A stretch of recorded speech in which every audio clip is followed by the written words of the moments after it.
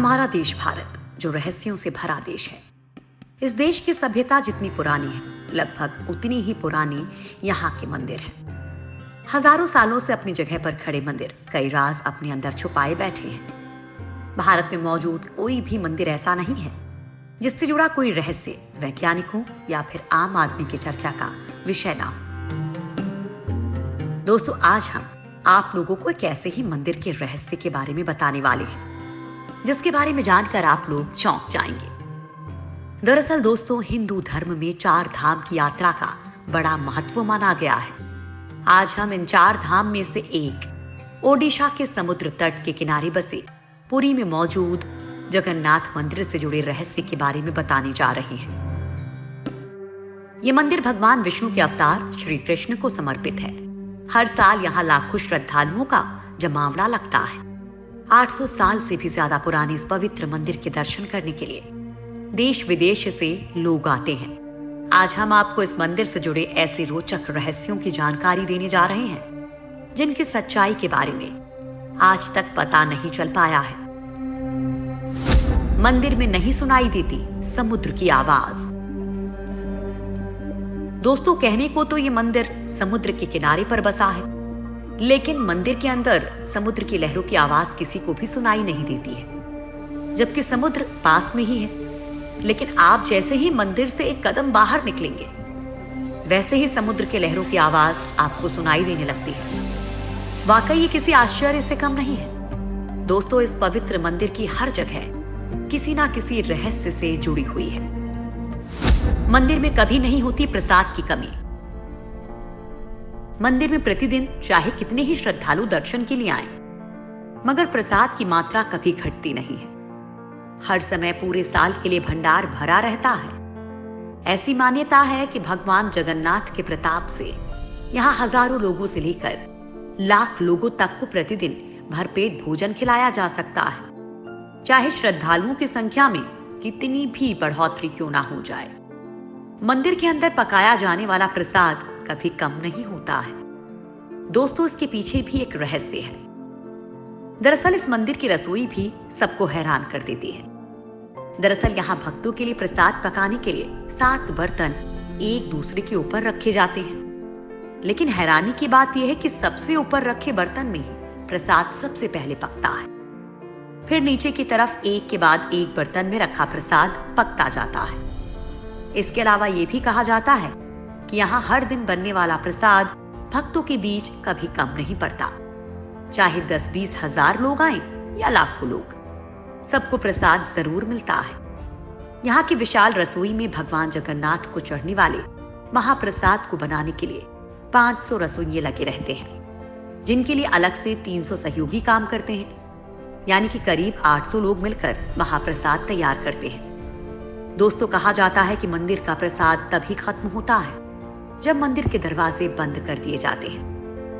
भगवान जगन्नाथ के मंदिर में आज भी कई ऐसे चमत्कार होते हैं जिनका जवाब विज्ञान के पास भी नहीं है। पुराणों के अनुसार जगन्नाथ मंदिर को धरती का बैकुंठ माना गया है, क्योंकि भगवान श्री कृष्ण आज भी यहाँ मौजूद माने जाते हैं। पुराने समय से ही यहाँ की सवर जनजाति के आराध्य देव हैं ये, और ऐसा कहा जाता है किसी वजह से यहाँ भगवान विष्णु का रूप अन्य मंदिरों की अपेक्षा थोड़ा अलग नजर आता है।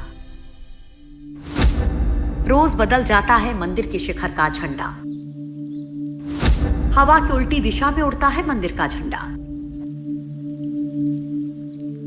जगन्नाथ मंदिर का सबसे बड़ा रहस्य ये है कि इसके शिखर पर मौजूद झंडा हमेशा हवा की विपरीत दिशा में लहराता है। वैसे आमतौर पर दिन के समय हवा समुद्र से धरती की तरफ चलती है और शाम को धरती से समुद्र की तरफ, लेकिन आपको जानकर हैरानी होगी कि यहाँ ये प्रक्रिया उल्टी है। अब ऐसा क्यों है, ये रहस्य आज तक कोई नहीं जान पाया है। भारत में किसी भी मंदिर का ध्वज हर दिन नहीं बदला जाता है, लेकिन जगन्नाथ जी का मंदिर ही एकमात्र मंदिर है जिसका ध्वज हर दिन बदला जाता है। हर दिन एक पुजारी को ऊंची गुम्बद पर चढ़कर ध्वज बदलना होता है। जगन्नाथ मंदिर की ऐसी मान्यता है कि अगर एक दिन भी ध्वज नहीं बदला गया तो मंदिर 18 सालों के लिए बंद हो जाएगा। जगन्नाथ मंदिर के शिखर पर एक सुदर्शन चक्र लगा है, जिसके बारे में कहा जाता है कि उसे किसी भी दिशा में खड़े होकर देखें, पर ऐसा लगता है कि चक्र का मुंह आपकी ही तरफ है। इसी तरह एक और रहस्य यह है कि मंदिर के शिखर की छाया हमेशा अदृश्य ही रहती है। उसे जमीन पर कभी कोई नहीं देख पाता। जगन्नाथ मंदिर के खजाने का रहस्य। क्या मंदिर के नीचे दबा है कोई खजाना? ऐसा माना जाता है कि मंदिर की जितनी ऊंचाई है, ये उतना ही गहरा भी है। मंदिर का खजाना, जिनमें रुपए पैसे ही नहीं, रत्न और जवाहरात भरे हुए हैं। ओडिशा हाईकोर्ट के आदेश के बाद रत्न भंडार कक्ष में 2018 को कड़ी सुरक्षा के बीच 16 सदस्यों वाली एक टीम ने 34 साल के बाद यहां जांच के लिए आई थी। इस घटना के करीब 2 महीने बाद मंदिर के खजाने की चाबी के गायब होने की बात सामने आई थी, जो अब तक नहीं मिली है। खजाना देखकर लौटी टीम ने रत्न भंडार के रक्षक लोकनाथ की मूर्ति के पास शपथ ली थी कि वे रत्न भंडार से जुड़ी कोई भी बात किसी को नहीं बताएंगे। उनका काम सिर्फ ढांचे की मजबूती और सुरक्षा का मुआयना करना था। इस दौरान उन्हें खजाने वाले संदूक और रत्नों को छूने की इजाजत नहीं थी। भगवान जगन्नाथ के खजाने की विशालता को लेकर इसलिए भी अटकलें लगाई जा रही हैं क्योंकि इससे पहले 2011 में जगन्नाथपुरी के पास ही एमआर मठ से एक मजदूर एक चांदी का ईंट चुरा कर ले गया था, और इसके बाद एक ऐसा रहस्य उजागर हुआ जिसे देखकर प्रशासन की आंखें भी चौंधी आ गई थी। जांच में जब इस मठ के एक कमरे को खोला गया तो उसमें से 100 करोड़ से अधिक कीमत की चांदी की ईंटें मिली थी, और इसी वजह से अंदाजा लगाया जा रहा है कि मंदिर में खजाने का भंडार है। 7वीं सदी में हुआ था मंदिर का निर्माण। 3 बार टूट चुका है जगन्नाथ मंदिर। 1174 ईस्वी में अनंग भीमदेव ने दोबारा बनवाया था मंदिर।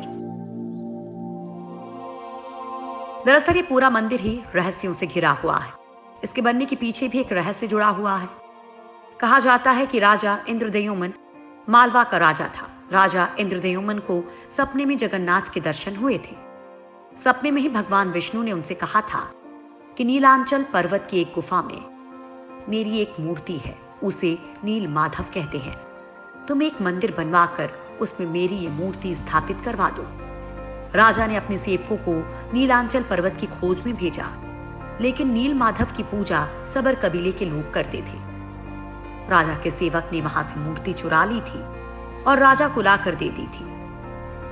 लेकिन मूर्ति की चोरी होने से भगवान नील माधव बहुत दुखी थे, इसलिए वो वापस उसी गुफा में चले गए। लेकिन राजा से वादा करके गए कि वो एक दिन उनके पास जरूर लौटेंगे, बशर्ते कि वो एक दिन उनके लिए विशाल मंदिर बनवा दे।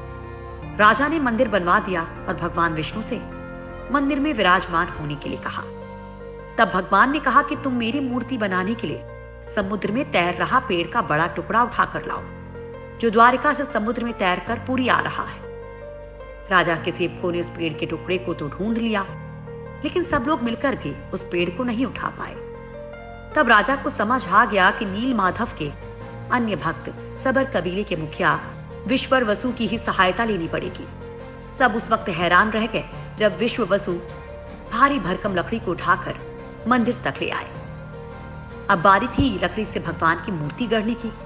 राजा के कारीगरों ने लाखों कोशिश कर ली, लेकिन कोई भी लकड़ी में एक छेनी तक नहीं लगा सका। तब तीनों लोग के कुशल कारीगर भगवान विश्वकर्मा एक बूढ़े व्यक्ति का रूप धारण करके आए। उन्होंने राजा को कहा कि वे नील माधव की मूर्ति बना सकते हैं, लेकिन साथ ही उन्होंने अपनी शर्त भी रखी कि वे 21 दिन में मूर्ति बनाएंगे और अकेले में बनाएंगे। उनकी शर्त मान ली गई, लेकिन एक दिन राजा इंद्रद्युम्न की रानी खुद को रोक नहीं पाई और रानी के कहने पर राजा ने कमरे का दरवाजा खोलने का आदेश दिया। जैसे ही कमरा खोला गया तो बूढ़ा व्यक्ति गायब था और उसमें 3 अधूरी मूर्तियां पड़ी मिली। भगवान नील माधव और उनके भाई के छोटे छोटे हाथ बने थे, लेकिन उनकी टांगे नहीं, जबकि सुभद्रा के हाथ पांव बनाए ही नहीं गए थे।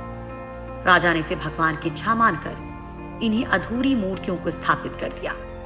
तब से लेकर आज तक तीनों भाई बहन इसी रूप में मंदिर में विराजमान हैं।